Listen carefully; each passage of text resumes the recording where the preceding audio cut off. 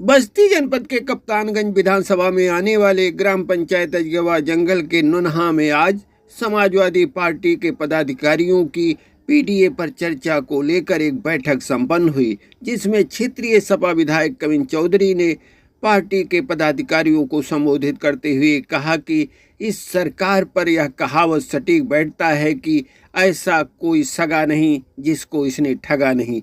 उन्होंने कहा कि आप लोग इस उद्देश्य के साथ सक्रियता बनाए रखें कि 2027 में उत्तर प्रदेश में माननीय अखिलेश यादव के नेतृत्व में सपा की सरकार बनाना है।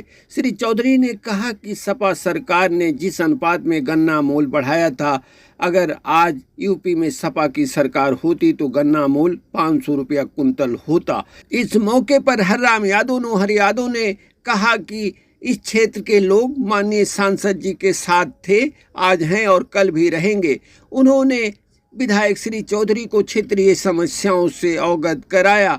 वहीं इस मौके पर मोहम्मद स्वाले, अर्जुन यादव, शंकर यादव, पूर्व प्रधान हरराम यादव ने भी अपने विचार रखे, जबकि विधायक श्री चौधरी के आने के पहले पार्टी के वरिष्ठ पदाधिकारियों ने अरविंद यादव के क्रियाकलापों पर कई सवाल खड़े किए और भविष्य में आमा न्याय पंचायत में किसी निष्ठावान युवा कार्यकर्ता को यहां की जिम्मेदारी देने की मांग उठाई। इस मौके पर प्रहलाद चौधरी, रेखा चौधरी, मसूर अली, इसरार अली, रविंदर यादव, कल्लू यादव, राजाराम यादव, दीपक यादव, राम सजीवन चौधरी आदि लोग उपस्थित रहे।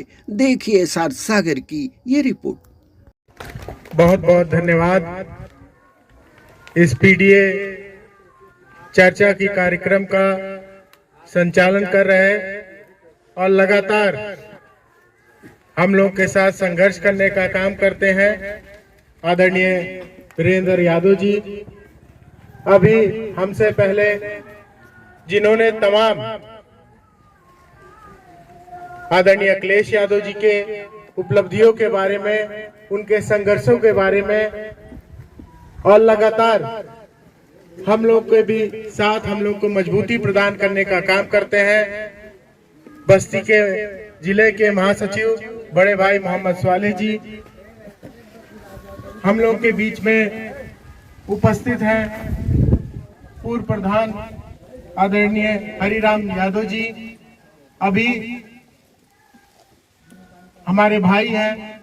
लगातार हम लोग को तमाम सुझाव लगातार कैसे हम लोग अपने कार्य को और बेहतर बना सकते हैं बताने का काम करते हैं हमारे भाई हैं नोहर यादव जी। और इस कार्यक्रम को जिन्होंने सजाने का, संवारने का और लगातार यहाँ पर सेक्टर की जिम्मेदारी को बहुत ही बखूबी और बहुत ईमानदारी से निभाने वाले आदरणीय अर्जुन मात साहब को मैं विशेष रूप से धन्यवाद देता हूँ, क्योंकि ये बहुत ही छोटी सूचना पे आपने इस इलाके के तमाम महत्वपूर्ण जिम्मेदार लोगों को यहाँ पर इकट्ठा करने का काम किया और यहाँ पर उपस्थित तमाम जो हमारे पिता तुल गए लोग हैं, मैं आप सबके चरणों में प्रणाम करता हूँ। हमारे जो नौजवान साथी हैं, आप सबका भी बहुत बहुत स्वागत अभिनंदन करता हूँ। ये हमको बरगला के, हमको बांट के ही जीतना चाहते हैं, इसीलिए मगर आप लोगों ने अपना धैर्य बनाए रखा।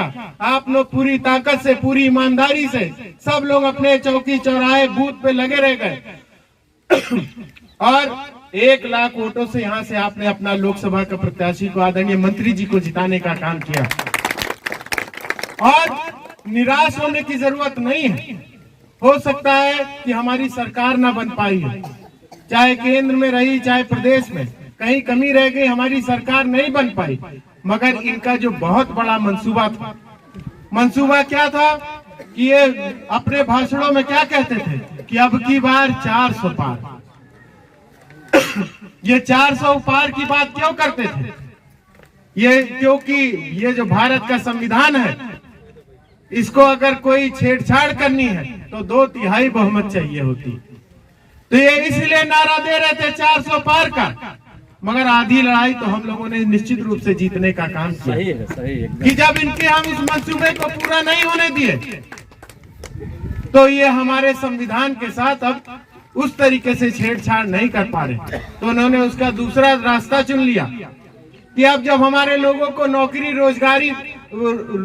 रोजगार देने की बात आई तो उसमें अड़ंगा कैसे खड़ा करें, उसके लिए इन्होंने साजिश की।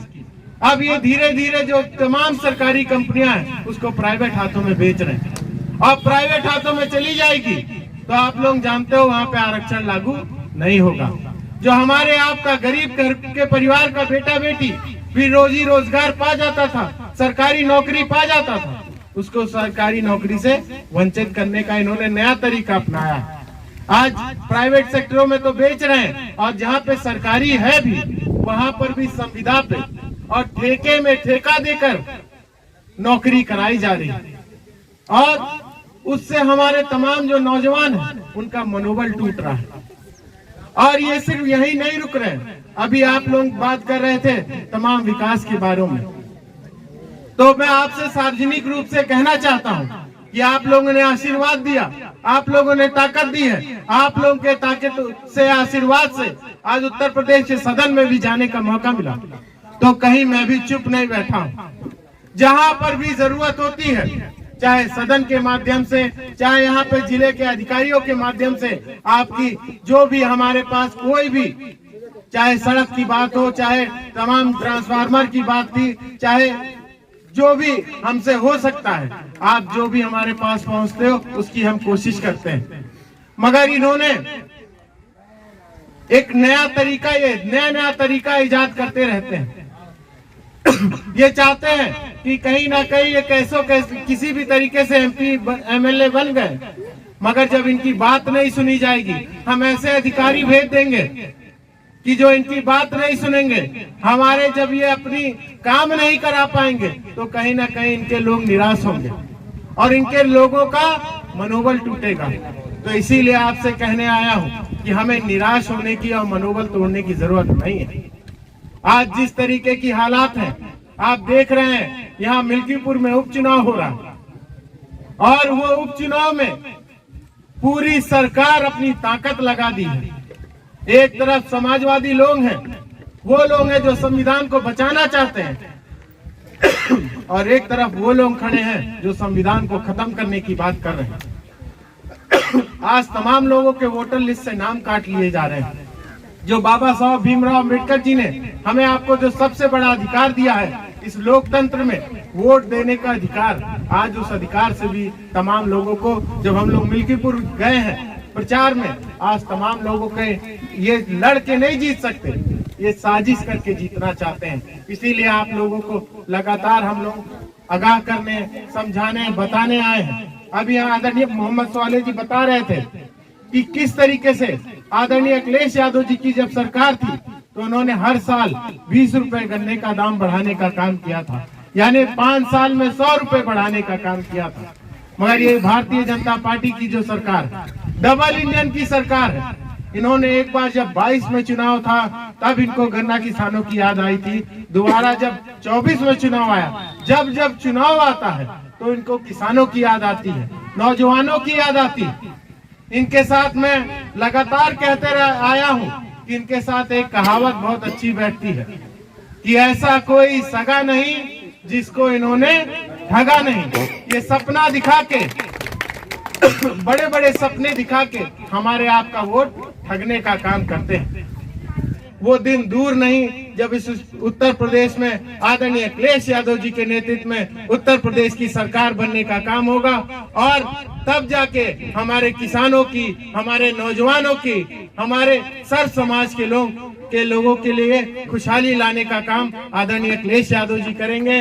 इन्हीं सब बातों के साथ एक बार पुनः आए हुए सभी जितने भी हमारे बड़े बुजुर्ग हैं, खासकर हमारे जो नौजवान साथी हैं, मैं आप सबको दिल की गहराई से बहुत बहुत धन्यवाद भी देता हूं, बहुत बहुत आभार भी प्रकट करता हूं कि आप लोग हमेशा अपने इस बेटे को, अपने इस नौजवान साथी को हमेशा ताकत देने का काम करते हैं। और ये आप लोग के सामने ये विश्वास भी दिलाता हूं कि आप लोग के विकास के जो कार्य हैं लगातार, उसको मैंने सदन के, अभी जैसे जो आप सड़क की बात कर रहे थे, मुझे मालूम है क्योंकि मैं खुद भी इस इलाके में अक्सर आता जाता रहता हूं और मैं पूरा विश्वास दिलाता हूं कि आपकी जो सड़क है उसको जल्द से जल्द निश्चित रूप से बनवाने का काम करेंगे। और इन्हीं सब बातों के साथ एक बार पुनः आप सबको दिल की गहराई से बहुत बहुत धन्यवाद देते हुए अपनी वाणी को विराम देता हूँ।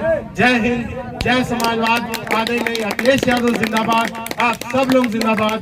बहुत बहुत धन्यवाद। अतुल चौधरी जिंदाबाद। जिंदाबाद जिंदाबाद। इस अजगैवा जंगल के पावन पवित्र धरती पर पीडीए की बैठक में आए हुए हम लोगों के नेता आदरणीय विधायक जी, भाई पूर्व प्रधान हरिराम यादव जी, स्वाले साहब, वीरेंद्र बाबू और अजगैवा के कोने कोने से आए हुए हमारे नौजवान साथी, बूढ़े बुजुर्ग, सभी के चरणों में वंदन करते हुए हार्दिक अभिनंदन वंदन करता हूं। मेरे दोस्तों, आप लोगों से बताना और छिपाना कुछ भी नहीं है। आप लोग जानते हैं कि बाबा भीमराव अंबेडकर जो संविधान को बनाए थे, वह भाजपा की सरकार, ये आताताई सरकार हो गई है जो उसको मिटाना चाहती है। उस उपलक्ष्य में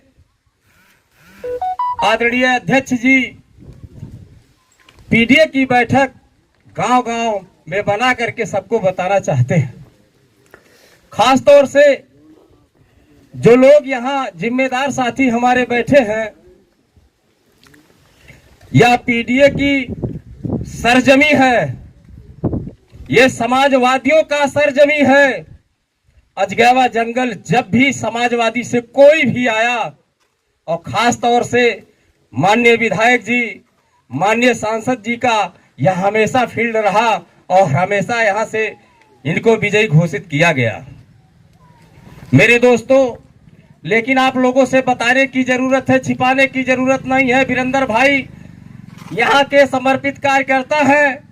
वीरेंद्र भाई को यह देखना चाहिए कि किस किस पर जुर्म हो रहा है, किस किस पर अत्याचार हो रहा है, कहां कहां लोगों की भावनात्मक विचार में ठेस पहुंच रहा है, इनको हालचाल लेना चाहिए। हमारे एक साथी इसरार भाई हैं जो उनको पीड़ा है, कभी पीड़ा वीरेंद्र भाई आपने नहीं पूछा, आपको पूछना चाहिए था, आपको भी बताना चाहिए था। मैं बताया हूँ, वीरेंद्र भाई को भी बताया हूँ, आपसे नहीं बताया हूँ, वीरेंद्र भाई को बताया हूँ। कार्यक्रम था, मैंने टेलीफोन किया था, बताया। अब सुनिए, हमारी बात सुनिए। अगर आप मेरे हैं तो मैं आपसे कहूंगा, तो हर एक कार्यकर्ता यहाँ आपके लिए मजबूत कार्यकर्ता है, उसका सम्मान देना आपका फर्ज है मान्यवर। मैं वादे के साथ कहता हूँ, आज भी आपके साथ है, कल भी साथ रहेगा, परसों भी साथ रहेगा, उसमें कोई दो राय नहीं है। लेकिन अगर हम अपनी बात आपसे नहीं कहेंगे तो किससे कहेंगे? अजगैवा के कोने कोने में हम लोग जाते हैं, आपकी चर्चा करते हैं, या समाजवादी पार्टी की चर्चा करते हैं, लेकिन अगर कोई कार्यकर्ता पर जुर्म होगा, अत्याचार होगा, तो अगर हम आपसे नहीं कहेंगे तो किससे कहेंगे? इसलिए मैं सारे कार्यकर्ताओं से कहना चाहता हूं, एकत्रित होकर के रहना। हमें कहना इन्हीं से है, और अगर ये नहीं सुनेंगे तो फिर भी सुनाया जाएगा। खास तौर से एक चीज मैं और पिछली बार भी कहा था माननीय विधायक जी से, अब भी कह रहा हूं, यह नगैचा घाट के लिए जो रास्ता जाता है, यह या तो पीडब्ल्यूडी से कह करके बनवा दीजिए मान्यवर, या अपने फंड से कुछ करवा दीजिए। यहाँ के लोग बहुत पीड़ित हैं, बहुत परेशान हैं। इसलिए मैं बहुत ज्यादा ना कहते हुए, कहीं मुझसे गलतियां होगी तो मैं क्षमा प्रार्थी, सारे लोगों से क्षमा चाहता हूं। लेकिन खास तौर से मैं अपनी बात कहना आपसे मुनासिब समझता हूं, इसलिए कहता हूं। इसी के साथ मैं अपनी वाणी को विराम देता हूं। जय हिंद, जय भारत, जय समाजवाद।